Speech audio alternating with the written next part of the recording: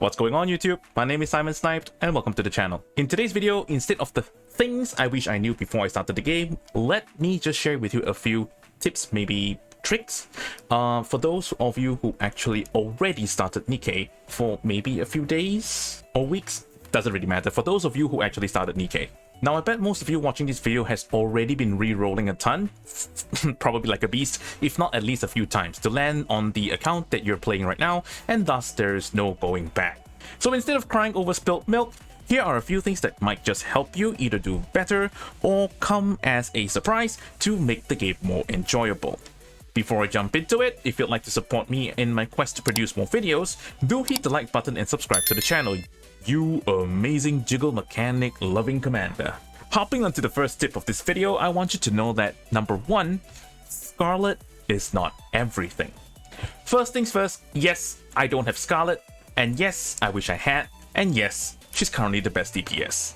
Now, after a few days into the game, we can all surmise that NIKKE is for the most part an idle gacha game where progression is very different from the turn-based or energy-consuming games.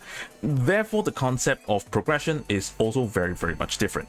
Having the best DPS per se means you'll have an easier time pushing through content rather quickly, and if you're competitive in ranks, maybe PvP when it actually comes to the future, she's undeniably a very good unit to have.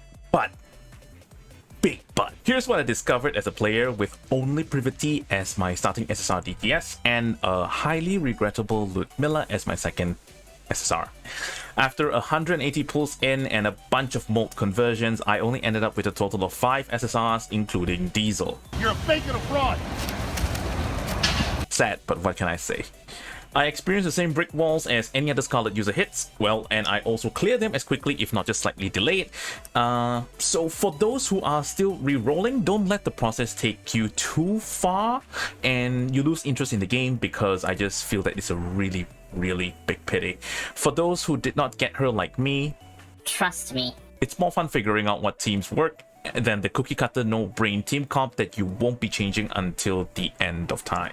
The second thing I like to talk about is finding the lost relics. Now, a big chunk of your natural progression comes not only from clearing stages, but also actually from the Outpost, and it serves a few purposes.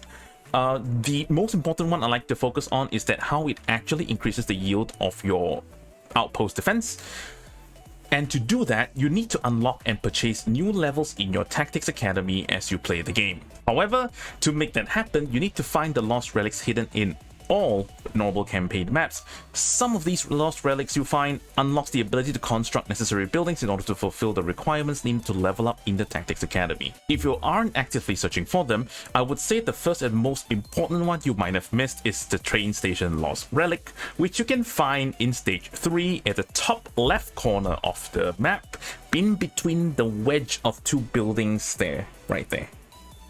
You're welcome. The quicker you construct more buildings in your outpost, the earlier you get more resources through your defense yield claims, giving you as big of a head start that you can actually have in order to progress through the game. Now, the third tip I'd like to share with you is regarding the simulation room. Now, the reason why you shouldn't be neglecting this mode is because it's your one and only source of skill book materials, which obviously levels up your NIKKE skills. At the point of the release of this video, I've only been able to do Sector A, B, and C on difficulty 2.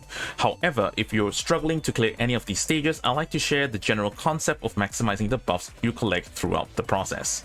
It is always better to clear starting from Sector A, even if the only one that you have not able to finish is Sector C. Now, with enough combat power, you can actually select the buff you want while also skipping the battles using quick battle to avoid any unnecessary damage done to your team. When selecting buffs, you need to try to stack the same type and make sure that the buff applies to the NIKKEs in your team, because most buffs might not actually be universal and only apply to certain factions or weapon types.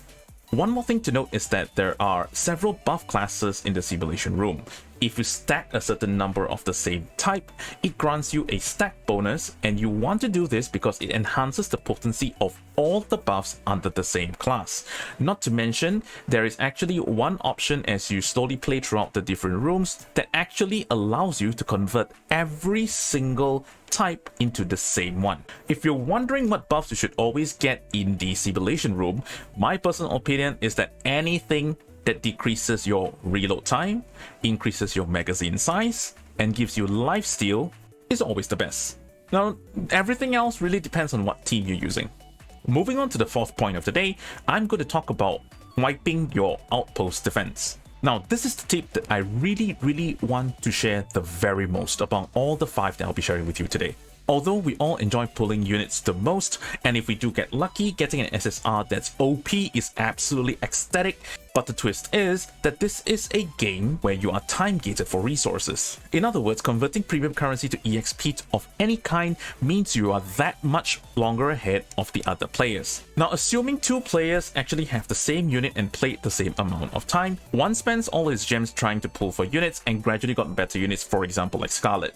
Another one spends an affordable amount of gems to wipe the outpost defense daily and have the top 5 units in his roster leaps and bounds higher level than the first player. Now, while the first player have all the high-end tier list units but lack the level and resources to make them significantly useful, the other player has a weaker team but way more stats due to the higher levels, which clears content much better. To give you a clearer picture, you can actually spend up to a total of 240 gems a day to wipe the outpost 3 times on top of the 1 free wipe. You're technically 6 hours ahead in resources compared to the other player day after day.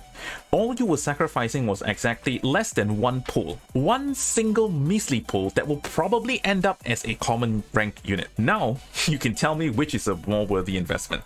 For my last and final tip of this video, I'm going to tell you how to manual play like a pro. Now, I bet you all agree with me that the AI definitely is a better aimer and a better player than us most of the time, right? The AI selects its target based on which enemy entered the field first and slowly makes its way to the next. However, whenever an existing target disappears, like teleporting or stays hidden from sight, it will then move on to the next target. There are definitely a lot more conditions, and I have not identified them all, but my point is, sometimes you fail to clear a stage because your NIKKE dies or ran out of time. And the reason why that happens is because you aren't focusing down the true priority targets. In stages where you mostly fail, especially if the reason for failing is your NIKKE is dying, if you decide to manual play, you should always focus down the target which is shining in bright red first, because that basically means that this particular enemy is about to attack you. Killing them first keeps your NIKKE alive, and the more NIKKE is alive, the more damage you do. It should help you beat most stages where autoing just doesn't make the cut. And that's 5 major tips that I like to share while playing the game so far. Now, here's one honorable mention for you awesome people who watched till the end. Your burst skill activation during auto mode is triggered from the left to the right within the confines of the burst mechanism. Now, what I mean is, if you have 2 burst 1 NIKKEs in your team, the one on the left will always trigger first, and then the second one will trigger in the next round. And this applies to also your burst 2 and burst 3, meaning to say, after the leftmost burst 1 actually triggers its burst skill, the leftmost burst 2 NIKKE will trigger its skill, and then finally the leftmost burst 3 unit will actually cast its skill. If the second time your burst gauge is filled and the initial burst of 1, 2, and 3 are already off cooldown, the same units, the same NIKKEs will trigger the burst skills again. To end this video, I'd like to do a special shout out to Linkongda, who actually left a comment in my previous video telling me where exactly the accursed lost train relic is. No, not lost train, the train station lost relic. If you haven't seen it yet, I'll leave it in the description below. And thank you so much, Linkongda. You're the one who inspired this video. Another thank you to Trifactor for sharing the information regarding the sequence of the burst skill activation from the left to right. If you guys have anything you'd like to see in the future videos, do leave it in the comments section below. And if you have any tips and tricks as well, please also leave them there. I'd like to see them in the comments too. Until the next video or stream, I'll see you guys again soon. Bye.